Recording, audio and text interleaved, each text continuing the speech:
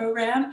And so, yep, sorry, I just had to click that. I know it's being recorded, but yes, this is a summer health professions education program. And so we're preparing for our 2021 summer. Just to make sure everyone's on the same page, this will be virtual again for 2021. Last year we had to, everything happened so quickly and we had to make it virtual for 2020, but because it was such a short turnaround, we had to make it for 4 weeks, but this year we get to do a full 6 weeks. So even though it's virtual, it's going to be a longer program and we're going to build on what we learned last year. And so, so I'm gonna try to also keep the chat open. So if there are any questions, like while I'm presenting, I can check that out too. And feel free to like interrupt at any time and let me know if you have questions along the way.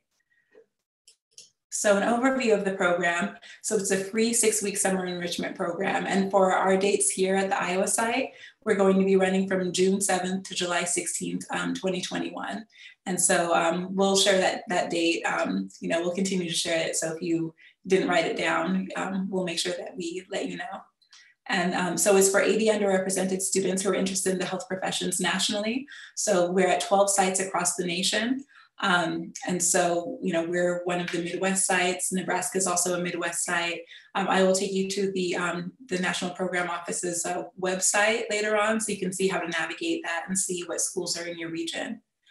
It's for students with under 60 semester credit hours at the time of application. So freshmen and sophomore undergraduates. I know that can be kind of challenging sometimes for some of the people who might have taken college level courses in high school, and we don't want to penalize you for that. So if you're kind of right up on that threshold, we'll look at that kind of on a more individual basis. But if you're, significantly over those 60 credit hours, it's kind of hard for us to make that leeway.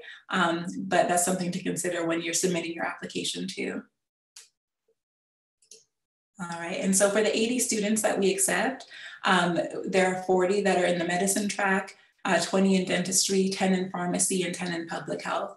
And this varies from site to site. Like all of the sites have medicine and dentistry, but we're only one of 5 programs nationally that have pharmacy, for example, and one of 4 that have public health.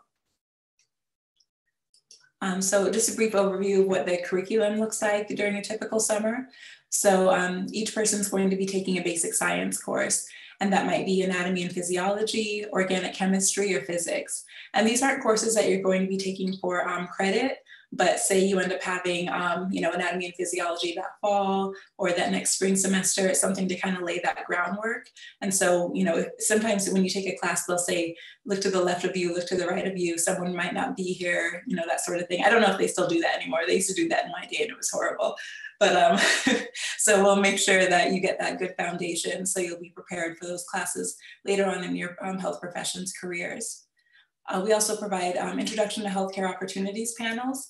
So some people, come in with the notion of they want to be a doctor or they want to be in public health, but they don't really know all of the career opportunities within those fields. So we'll introduce you to a range of professionals within each of those kind of tracks. And so you'll kind of get to know what they do, what a day in their life looks like, especially for those who are underrepresented. You'll see some of the challenges they might have faced early in their professional careers, and so you can kind of relate to some of the things that they might be able to tell you. We provide a variety of health and society topics, so anything ranging from Black maternal health, LGBTQIA health, so just kind of current topics within the health professions. There's also a portion on writing and communication, so in preparing you to write your your personal statements along the way when you're, applying to pharmacy school or, whatever discipline that you're in. Also giving an elevator pitch. So when you are networking with people, you are able to kind of, present yourself and what it is that you want them to know in that short amount of time that you might be interacting with them.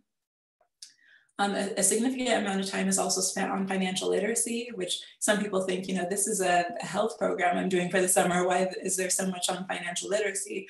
But this helps you if you're, wanting to figure out how to pay for some of these, tracks and how to go into advanced, graduate school, things like that.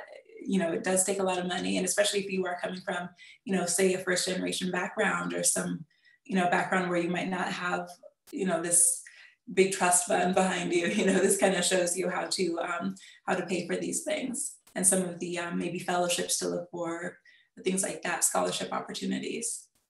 There's also interprofessional collaboration. So how pharmacy might interact with dentistry, or how public health and medicine work together. So you really see how things work. And so none of these tracks are really within silos. All of health professions kind of work together. So we kind of work through some of that. In terms of professionalism, so along with things like having that elevator pitch, you know, just kind of learning how to format a proper email when you're emailing, you know, maybe your professor or an advisor, someone you want to network with, someone that you might want to seek out as a mentor. So we kind of show you how to shape some of that communication. There are also weekly track breakouts. So most of the curriculum is all together for all of the 80 students, but there is one day a week that's devoted to, you know, your public health track or your dentistry track, things like that. One thing that we weren't able to do virtually last year is have a switch week. So usually we have, you know, if something piques your interest along the way, like you're in medicine, but dentistry is actually sounding really interesting, you get to spend one day just kind of doing some of the other track opportunities. So that's something that we're bringing back for this year. Unfortunately, we weren't able to do that last year. And there are one-on-one advising opportunities too. So you'll get to either, you know, meet with an advisor, or, you know, maybe one of the people that you got to talk to along the way. Just kind of going over some things like what your resume really needs more of. Do you need more leadership opportunities? Do you need more research? Should you take a gap year? Things like that. So it's really catered to that individual, and they'll spend some time with you. And they're also available after the program is done too. So you can still reach back and continue to work with you know, these professors and different people that you're getting to know. So I know that's a lot for that first portion, is kind of going over the curriculum. Are there any questions about that? All right, and then I know some of the alumni will get to speak about some of their opportunities or their experiences later on too. Other incentives, so students who successfully complete the program are given a top priority admissions interview at the Carver College of Medicine, or a guaranteed admissions interview at the College of Dentistry, Pharmacy, or Public Health. And so that's a foot in the door that not everyone, you know, gets. So having that SHPEP scholar, you know, behind your name and getting that admissions interview, that's a good, you know, leg up for a lot of people. And this isn't necessarily offered at all of the program sites, so it's something that's, you know, unique to Iowa. So it's definitely a good incentive. There are also additional leadership opportunities throughout the summer. So we have a student council. So last year we had like a program director, events director, records, media, things like that. Also class liaisons. I got to work with directly with the professors for anatomy and physiology, organic chemistry, and physics. So, you know, doing things like creating a t-shirt all together, that's something that the leadership group got to do. And I'm wearing my 2019 shirt, so I had to represent. They also plan and execute a talent show and social. So even though it's going to be in a virtual format, there's still a lot of opportunities for community building and engagement. We have some small group events. In 2019, I know they created a whole kind of spirit week where there was like self-care day and potlucks, and you know, there's a lot of room for innovation. So even if you might not get to meet in person and do a potluck, you can still share maybe a recipe virtually, or, you know, kind of share a little bit of yourself. So there's a lot of flexibility, a lot of room to kind of work on that. And there's also a social media takeover. So a student who is in that, you know, records director position will get to help out with like our Instagram, our Snapchat, things like that. Probably this year we're going to have a TikTok for the first time. That's still kind of in the works, in the mix, but yeah, a lot of cool things that can be done. One thing I'll add too is, so because we haven't really been able to do as much of like the clinical shadowing as we've done before, there are still opportunities to work with like the mobile clinic. They have, you know, they can do some training to be a scribe or doing some translation. They can still do some of those pieces virtually. So even though there's not, you know, the hands-on, you know, going right to the hospital or to the College of Dentistry, there's still some room for those those kind of clinical experiences. Oh yeah, another thing I'll add, so with the virtual experience, we do also send some hands-on materials. So like if you're taking molecular or taking organic chemistry, they'll send you like a molecular modeling kit that you get to work with, suturing kits. If you're on the dental track, like some dental molds. So even though it's not in person, there's some tangible things that you're able to do. So for the eligibility requirements, so once again, be a college freshman or sophomore at the time of application. And so what that means is, so if you are a freshman and you don't have any credits on your transcript at all, we recommend applying at the end of this semester so you have those credits to show on your transcript. If you're a freshman who has taken some courses maybe in high school, or you're a sophomore and you're getting really close to those 60 credits, maybe apply before the semester is over, so that way those won't be reflected on your transcript, so it won't bump you up above those 60 credits. Have a minimum overall GPA of 2.5. So sometimes people think that we're only looking for maybe like the 3.7s and the 4.0s. We're really looking for potential and opportunity to grow. And maybe if you have a transcript that shows like maybe your first semester wasn't as hot, but then you really did improve your your second semester, we look at that sort of thing too. Also be a US citizen, a permanent resident, or have DACA status, and not have previously participated in the program. So Erin, I know you want to come back, but you can't do the program again. So yeah, so even if something piqued your interest that first go round and you want to kind of switch, AAMC has other opportunities and other things down the road, but you just can't do the program twice. Just one moment.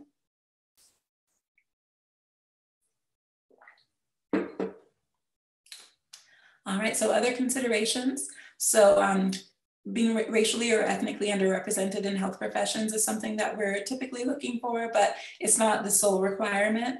So, even if you're not necessarily underrepresented, maybe if you're coming from like a first generation background or economically disadvantaged, that's something that we're also kind of checking.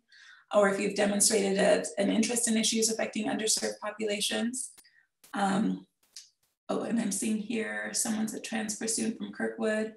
So yeah, you would still need to submit your Kirkwood transcript in addition to your University of Iowa, but that's a great question. And sorry, I haven't got all caught up with the chat, but I'll look back through that. Also, if you've submitted a compelling personal statement or a strong letter of recommendation, so we look for those items too. All right, so for the application process, you'll go to shpep.org and then you'll create a AAMC account. And the AAMC is the Association of American Medical Colleges. And so that's kind of the portal that everything goes through. And then you'll apply to up to 3 sites. So I'll show you a map and show you kind of the different places you can apply. But they're really stressing this year that you apply to one within your region. And part of that too is, with the time zones and doing things remotely, sometimes that can get challenging. So they recommend that at least you apply to one in your region. And then, if you want to apply to Columbia in New York or, UCLA, you can feel free to do that as well. But, if you're coming from Iowa, please at least apply to Iowa. And then so the application will consist of some demographic information. So you'll create an account for yourself. You'll enter like where you went to high school and the state where you reside, like your legal residence versus where you might go to school, things like that. Maybe some of the organizations you're involved in. So definitely maps, make sure you're putting that in. A letter of recommendation. So we'll go over some of those criteria a little bit more too. A short personal statement. So this is actually just a 1-pager, so you don't need to get yourself too stressed out about it, but having a solid personal statement is definitely something that's favorable. And then a set of your official transcripts sent to the SHPEP National Program Office. And so the instructions and mailing address will be found on the website. It's important to note that it needs to be sent directly to the National Program Office, so you can't request from the registrar to have it, at to your email address or to your address and then send it to them, because that will be disqualified. So make sure it's going directly from the registrar to the National Program Office. And also make sure that you apply early. So just in case there are any problems with the materials, you're not kind of scrambling at the last minute or getting disqualified for that. So I'll go to those dates, you can see. So the application is open already now, but then it closes February 5th, 2021. And I know with University of Iowa in particular that we're having a 1 week longer winter break and then having not having a spring break. So maybe use that time, you know, and try to get that in. And the admissions decisions will be distributed on March 15th, 2021. And then we have kind of a waitlist process, but so those are the kind of 3 important dates to note. So I'm going to actually scroll over to the SHPEP National Program Office site just to show you how to navigate some of this too. So yeah, you'll just go to shpep.org and then you'll learn things about like the different program sites that we have. So, so like for the Midwest, if you click on that, you'll see that there's one at Iowa, one at Nebraska. And, you know, we both offer dentistry and medicine, but, you know, Nebraska has nursing, we have pharmacy and public health. They have public health as well too. So you'll be able to kind of check that out. Yes, and then there are 80 students that are accepted. So yeah, and then yeah, 40 in medicine, 20 in dentistry, 10 in pharmacy, 10 in public health. Other ways to navigate. So if you're looking by track, say you want to do optometry, that's only offered at 2 schools. So that would be at UAB and Western University. So you can kind of toggle around with this and kind of see, and also you can look at the dates too. So I know sometimes people have more than one summer opportunity or internship that they're doing. So you might want to see, you know, just kind of check out those dates just to make sure that those work with your schedule. And then if you go all the way to the right here, how to apply, this is kind of the hub for all of the information about the application. So once again, it kind of tells you that we're going to be virtual this year. It goes through the eligibility requirements, the admissions guidelines. So this gives you the prompt for the personal statements. So, and is everyone seeing this all right too? All right, good, good. So for the personal statements, like I said, it's you know, just a page long, approximately 600 words. So don't lose sleep over it, but make sure that it really tells us who you are. Because honestly, when I was looking through applications, this is what really influenced me a lot, just getting to really get to know everyone a little bit better. So questions like, how has your personal background, interests, and experiences influence your decision to pursue a career in the health professions or in healthcare? And also, what do you want program sites to know about you that has not been disclosed in another part of the application? So sometimes if we're only seeing your activities and you have a great GPA and all that stuff, but we're not really getting to know you, it can be really hard. And also if you're applying to more than one health professions pathway, like medicine at Iowa, but you want to maybe do dentistry at Columbia, make sure that your personal statement is kind of addressing all of your interests. So if we're only reading about your interest in optometry, but you're applying to Iowa, that might get a little confusing. Additional materials. So for that AAMC account that I was talking about, you'll just need to click on this, and then it will take you to the portal. Hopefully, if it loads. Usually it all comes up, but then, so yeah, just go to the AAMC portal and they might be still tinkering on it, but usually that pops up. Also for your transcripts, this gives you a little bit more information. All right, so yeah, make sure that you're sending that at least 10 business days before that February 5th deadline. So just in case there's any challenges, you can make sure that that gets in. Because so many places are remote right now, they're saying you can also have your registrar email it to shpeptranscripts@aamc.org. Before it was only exclusively to the mailing address, but because there's so many challenges with if people are at the office versus at home, things like that. And then make sure that it's any college coursework that you have. So whether that's stuff that you completed in high school, at a community college, just make sure that you're sending it all to the program office. This also has information about seeking a letter of recommendation. So, sometimes they say like maybe your pre-health advisor or college professor, but honestly, if you're a freshman and you haven't really gotten to build those relationships yet, it can be someone who's, from your high school. So even if that's a math teacher from high school or something like that, but anyone who can really attest to your work ethic, your, you know, the things like that, who can really talk about your integrity, all of those things. So I would recommend doing that if you're a freshman versus having like a letter from someone who might be in your career path but doesn't really know you as well. And then, yeah, there's a recommendation form too that you can send to your professor, and make sure you're also doing that in advance too. So it's not like, you know, that last week of January and it's due on February 5th and then you're just asking your professor. So make sure that you're doing that now, and especially ahead of winter break since we have more time now. All right, so that's most of the information about the actual application. Let me see. Oh, and I have to shout out, those are some of our Iowa folks too. We made the national page. So, you know, just little big ups to everyone. This also has, I believe, yes, this has the map of all the regions too. So just kind of at a glance, if you want to see where all the program sites are located, you can look at this map at the bottom of the main page. So I know that's a ton of information, and I know we have some alumni who are here with us who maybe want to share some of their experiences. So I'll just kind of open up the floor to either our alumni or anyone who has any questions too.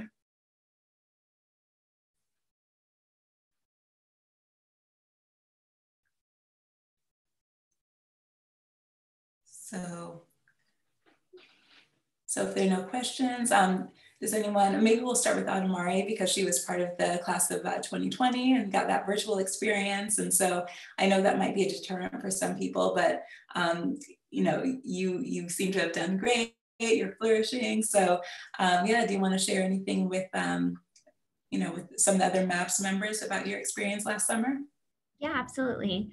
So yeah, so it was it was July. It was like the whole month of July. And I think the answer is yes, right? To the chat. Sorry, I was reading the chat. So it was all online.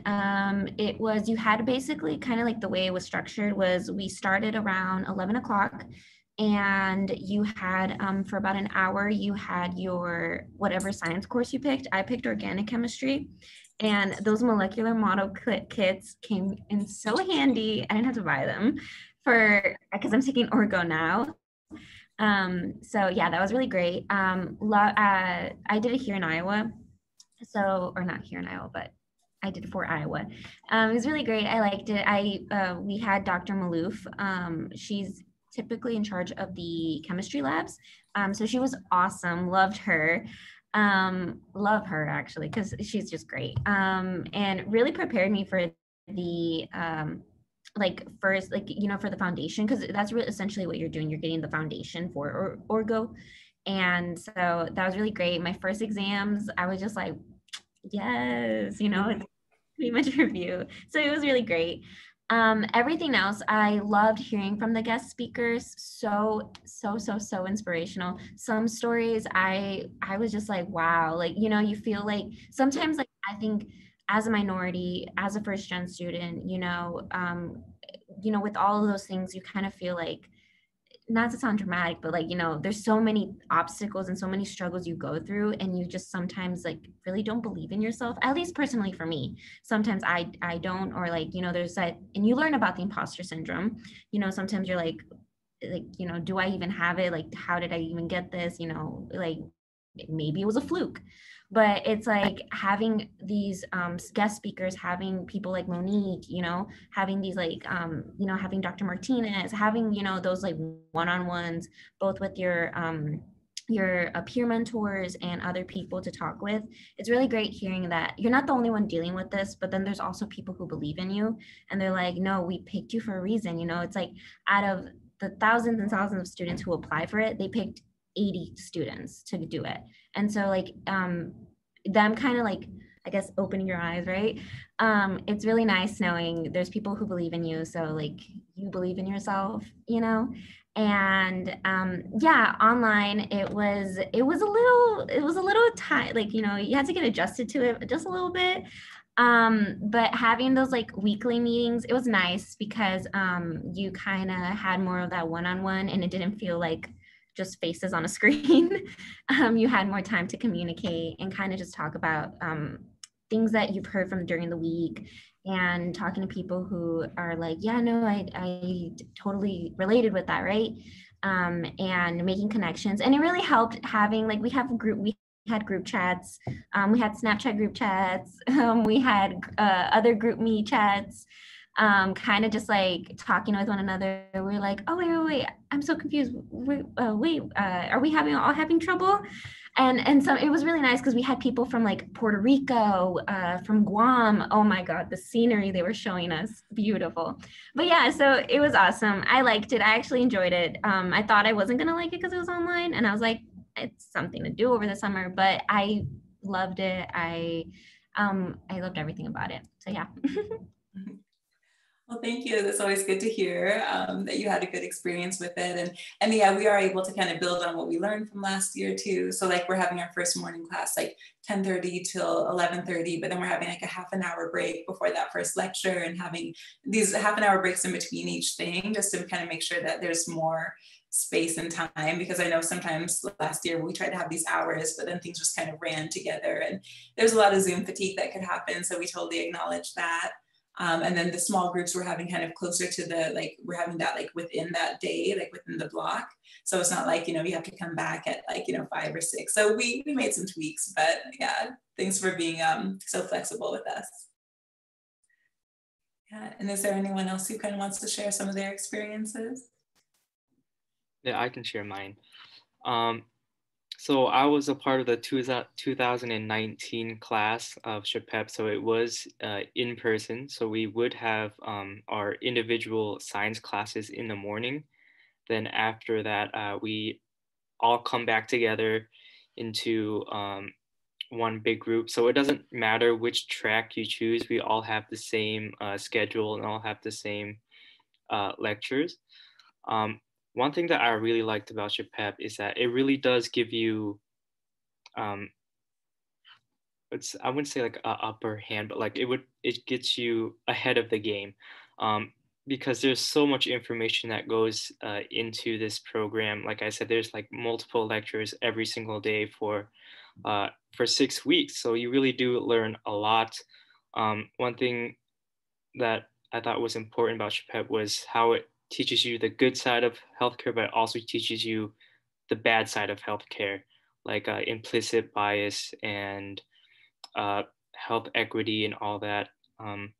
And this program, I think, like Dr. Martinez says, this program is to create future healthcare professionals. So I think learning about implicit bias and racism in medicine is really good for everybody who attends this program. Also, with these 80 participants, you really get to know like one another, and by the end, at the end of the program, I think everybody cried. At the beginning, everybody was like, "Nah, we're not gonna cry," but at the end, everybody started crying. We had the graduation, everybody had tears in their eyes. They really do become like family. You do get a group chat. Even to this day, we do a talk in the group chat like, hey, I need some help on setting up a personal statement, or I'm looking for help on the MCAT. Are there any resources that you guys can provide? And those are the type of things that we talk about in that group chat. You really do become family with those 80 participants. But yeah, that's kind of my experience with the SHPEP. Thank you, Erin. And I see Gianna and I see Julie. I don't know if you wanted to share at all. I can share my experience. Mine was also very similar to Erin's. I was part of the 2019 SHPEP class, so that was also in person. And like Erin said, we would have our, our class and then all of our lectures. And I think one thing that I really liked, or I took away from SHPEP, is definitely, like Erin said, like you're a foot in the door. When I was in SHPEP, we were able to do shadowing, and that was my first like shadowing experience. And I didn't know how to like contact doctors, or I didn't know how to kind of like draft that to get that experience. So being able to already have that shadowing experience, and then after being able to connect with that doctor and then go back and shadow, it gave me that like I'm like, it gave me that, just like that foot in the door, like I'm able to shadow now. I know like what to expect, how to like connect with them basically. And then also like Erin said about, I guess the being like family with all the other members, that is like totally true. I think going in, I was like, I'm gonna really like pay attention to my classes, you know, pay attention to lecture, you know, learn, absorb everything, and not like, I mean, I was planning on making friends and everything, but this is like way more than that. It was like, you really connect with these people. And I feel like in college, not everybody is like on the same road, or like not everybody had the same experiences or like setbacks. But when you come into SHPEP, you realize that like a lot of these people have the same, are going through the same things as you, or like being first gen, or like coming from like a disadvantage, I guess. So it's really nice to know that it's not just you going through this, there's definitely others, and then knowing that you have that support. So that was definitely some of my biggest takeaways. Thanks, Julie. And one thing I'll have to add too is like, so I really enjoyed the first year that I was the coordinator was that 2019 experience. And so I really enjoyed getting to connect with everyone. But one thing that was really amazing to me for the 2020 class being virtual was, so like when we had our talent show, like the way that people hyped each other and supported each other, like I was just like, wow, for a virtual experience, just to see those bonds and those connections, like that really floored me. So yeah, so it's amazing to see what can really still be done, that community building that can be done virtually.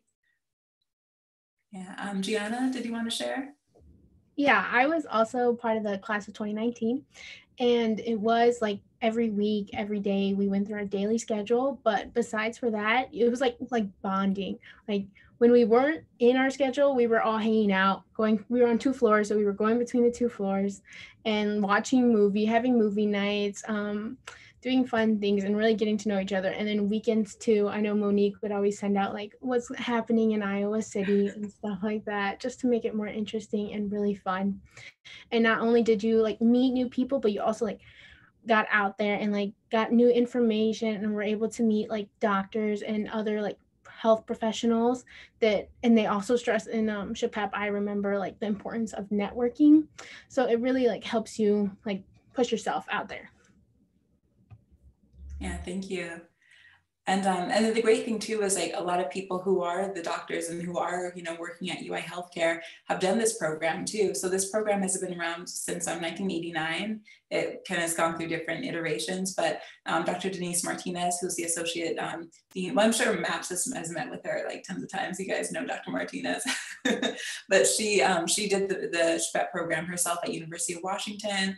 Dr. Kanya Ferguson, who's has the ethnic dermatology clinic at UIHC. She did the program. Dr. Del Castillo, who's the director of the Office of Diversity, Equity, and Inclusion. So a lot of people who are around have like been in your shoes and have done this program. And so you can kind of see how people have used this to, you know, kind of leverage their careers. And I know the National Program Office, we had a call this morning, they're talking about kind of building more alumni networks and engagement too. So they're working on having like a platform, kind of social media platform, but just for SHPEP, so you can kind of stay in touch with some of the past participants. They're rolling that out early 2021, but you guys have inside scoop.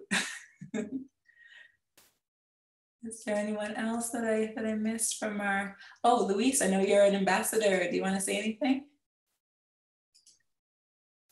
Yeah, so with my experience, I was a part of the 2018 SHPEP at Iowa. And I think something that I'm just going to highlight is kind of like what everybody else touches on, is that sense of community that you get from the SHPEP program. It's just like so valuable. Your peer contacts that you make like some lifelong best friends, and you share opportunities and experiences. And that's always something great. But then also the contacts that you make with professional people like doctors and guest speakers. I know Dr. Martinez has been like a great help to me throughout my whole pre-med journey. Meeting her in SHPEP, and she's been a wealth of information of helping with trying to navigate how my whole pre-med process has been going through. So that is just like a huge, great help from that. And then also you get such a wealth of information from like all the guest speakers and programs and activities that SHPEP gives you, it's just so eye-opening and it's a great experience. And I think it's one of the best things I've ever done. So yeah. Well, thank you for that. Thanks for sharing. So did anyone just have any questions about, the application process or just anything about the program in general?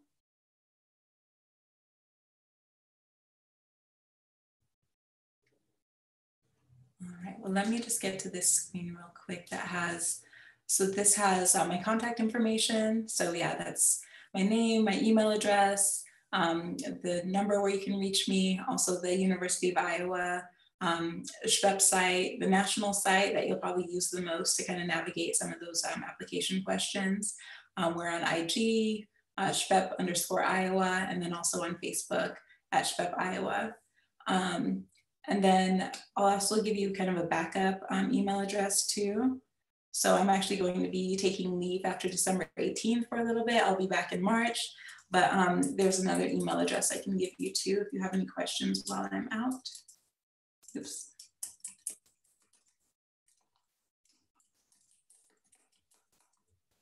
So yeah, medicine-diversity@uiowa.edu. So in December, if you have any questions, you can send an email there too. And I'll make sure I share that with Erin and some other folks so you can let people know.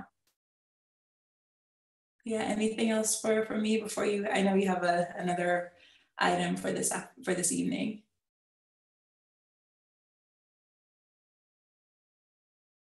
All right, Erin, are we good? Or yeah.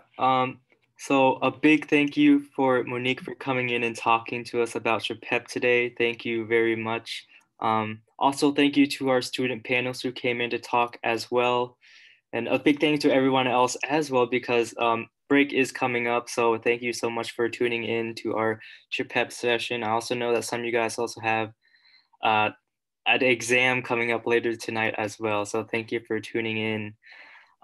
Also, reminder that the double AMC minority career fair is tomorrow from 11 to 4, and you can find the registration link in our past emails as well. So thank you everybody for showing up today. Have a great night. See you guys. all right, take care. See you guys. Thank you.